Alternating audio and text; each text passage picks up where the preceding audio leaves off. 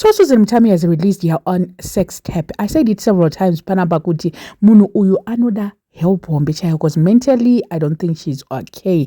Let me just read a reason yacho ya releasira tape racho. Hence I would like to share the videos that the Nigerian guy Okocha Okoro took me in my most vulnerable state, dragged me and put and amenoti YouTube inobvumidzere kutaura kuti akaiswa zvinhu kumashure uku without my consent.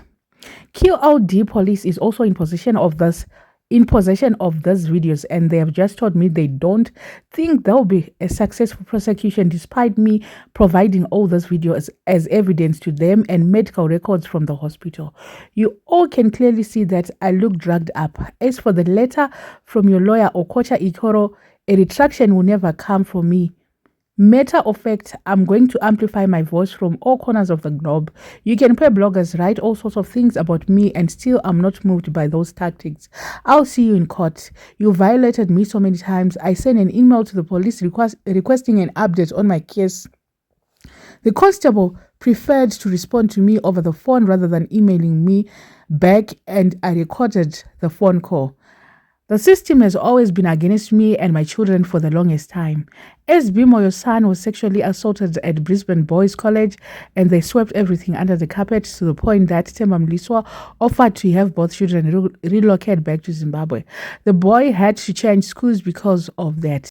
Tinotela got bullied at Kindi and the Queensland government under David Krieger fully swept everything under the carpet, and I had to comfort my son and I moved him to another Kindi, and nothing happened to that childcare provider. This current state government wines and dines with people who violate women. Themba Mliswa and Ambassador Isaac Moyo, have your lawyer send me the paperwork as discussed before. I'll hand over the children to you because this environment is not it. My children's families had advised me not to post the videos, but I think I should so people have a clear picture of what happened to me. I'm so happy kuti ada kupa vana Themba. Mwana uya ngaine una Themba. Ende avo vekwamoyo avo ngavaendi kwamoyo. Zvipere. Because who does that? In their right mind, who post something like that online? Kana mchida wenda ku Twitter, you can go and check my videos acho on your profile. She posted everything. And vanhu vari kuti bvisa ma videos, but she doesn't listen. Ari kutoti ndodoti the whole world ione. Mainzoka reason yake kuti she was unfairly treated with the police, and mapurisa haangotoreka kungoti vauya nevideo yako wangonzi wotonzi it's a criminal case. Vanotasa zvinhu zvakawanda maona. Pamwe pacho paunenge uchitoti uri drugged, wotoona kuti aiwa iti type ya isitombori drugged. Yaito consenta, it like, you know. Susan, I think kuti vanhu vari padhuze naye ngavambomutora vombomuendesa ku-mental health institution, vombonomutarisa, ombonowana time ari ikoko.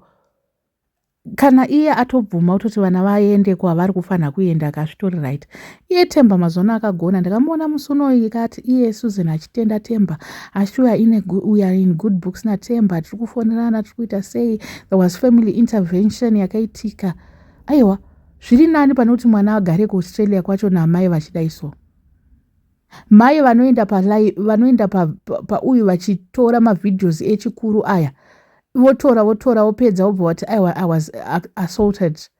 Imika Susan ngati kwani raititire musha. Munhu wese ari kungovhunza kuti naye amai ava chiko vari kupostera zvinhu zvakadai so online for the why.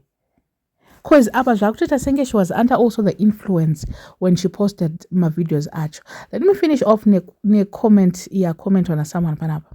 And I think she suffers from the same condition as that Queen of Kubala. The difference is Susan doesn't do that crazy shit that woman does, but it's got to do with some bipolar and anxiety disorders, and she needs help as soon as possible, and she's taken advantage of by men, it's sad.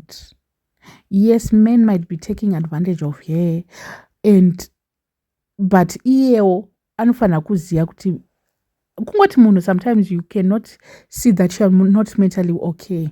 Ungochitona senge uri right, no matter what uri right. So zvakutoda vari padhuze naSusan, because who in their right mind who post kuti ndoda justice. Dai mai Jeremiah vanga vaine video ravo riya uyu, kana vanga vari right mai vaona here mavideo acho vachimaisa online kujustify kuti shuwa ndakabatwa chibharo. Zvimwe zvacho soka Susan fungawo. wanzi